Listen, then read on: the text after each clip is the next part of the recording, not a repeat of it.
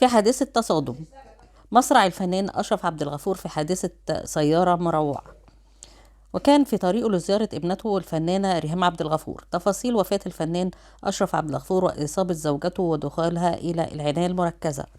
صدمة كبيرة وقوية تلقاها محبي الفنان أشرف عبد الغفور إثر وفاته نتيجة حادثة تصادم على الطريق القاهرة الإسكندرية الصحراوي قرب مدينة الشيخ زايد. الفنان أشرف عبد الغفور صاحب 81 عام أصيب وزوجته في الحادث ونقل إلى المستشفى، لكنه سرعان ما لفظ أنفاسه الأخيرة متأثرا بإصابته، وزوجته في العناية المركزة.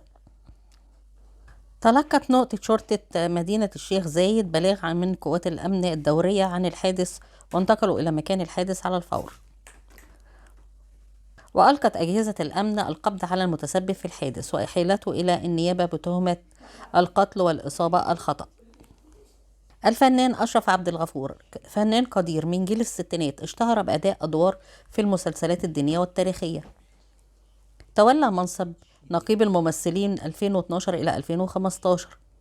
تفاصيل الحادثة: اتصدمت العربية اللي كان قائدها الفنان الراحل أشرف عبد الغفور من الوراء، فخبطت في الرصيف الأمامي، فقد تحكمه في عجلة القيادة، وتوفى فور وصوله مستشفى الشيخ زايد التخصصي.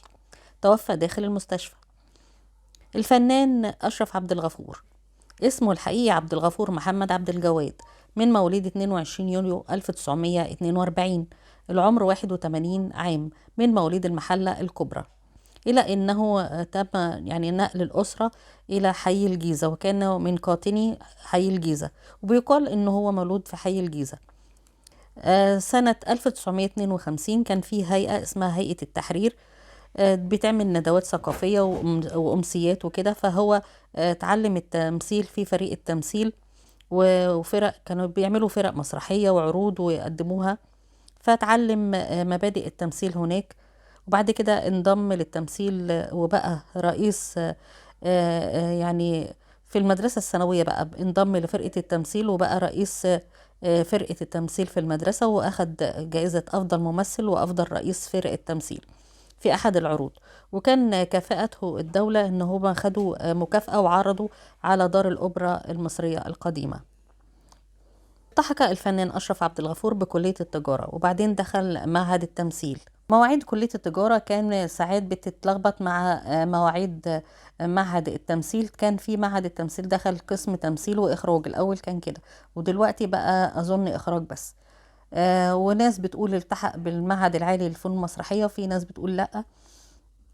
المهم ان هو قدم في معهد التمثيل ونجح وفي الاختبارات، وبعد كده خدوا الفنان محمد عوض في مسرحية جولفدان هانم، وقال له الفنان عبد المنعم مدبولي انت هتبقى ممثل كبير وكويس قوي.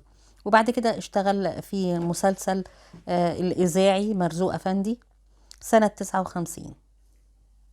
وتوالت أعماله في الإذاعة، مسلسل 25787 120 إذاعة، وبعد كده عمل في فيلم قصر الشوق سنة 66 والقاهرة 30 وبيت الطالبات وحب خيانة والمطاردة والكنز. وسنة 1970 عمل فيلم اسمه بلا رحمة مع الفنان فريد شوقي وبوسي وسهير المرشدي وهالة فاخر، إخراج نيازي مصطفى. ده الكلام ده كان سنة 1970.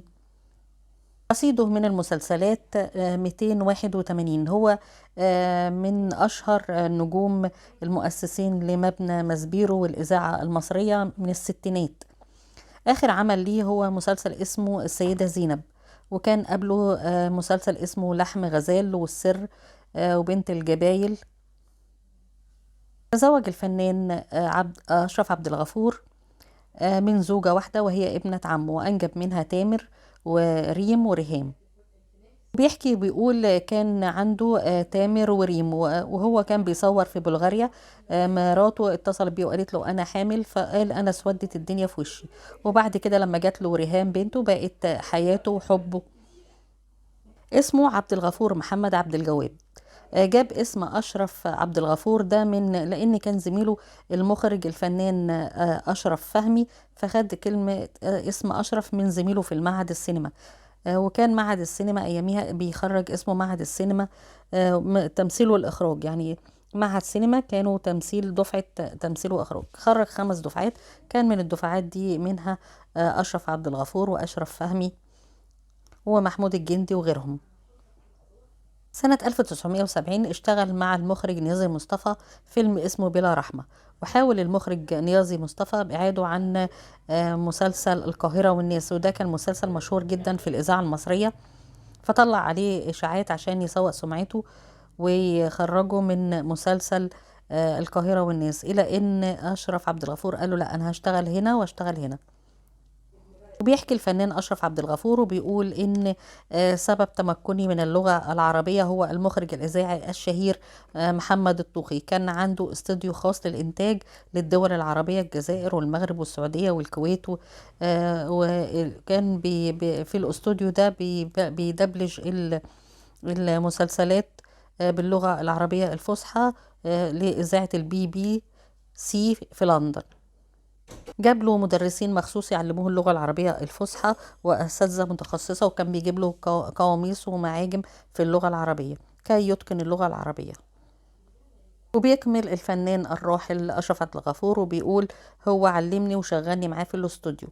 وسنة 2014 جات له وعكة صحية استأصل على أثرها المرارة، وأخذ لقب أو مكانة نقيب الممثلين سنة 2011 لدورة واحدة، وبعد كده قال لأ.